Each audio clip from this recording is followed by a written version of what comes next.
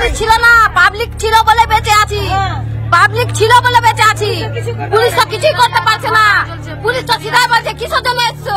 Paschimbangla police আমার দরকার নাই, পশ্চিমবঙ্গের পুলিশের দরকার নাই, পশ্চিমবঙ্গের পুলিশ দরকার নাই।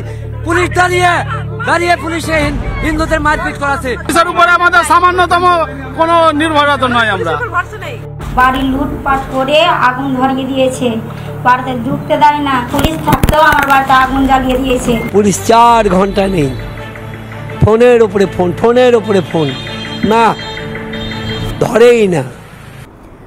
সেদিন একটার পর একটা বাড়ি জ্বলেছে, পুলিশে ফোনের পর ফোন করা গেছে, এমনকি যখন মানুষ জড়ো হচ্ছে আগুন লাগাবে বলে তখনও পর্যন্ত পুলিশকে ফোন করে বলা হয়েছে অমুক জায়গাতে অমুক জিনিস হচ্ছে, প্লিজ আপনারা আসুন।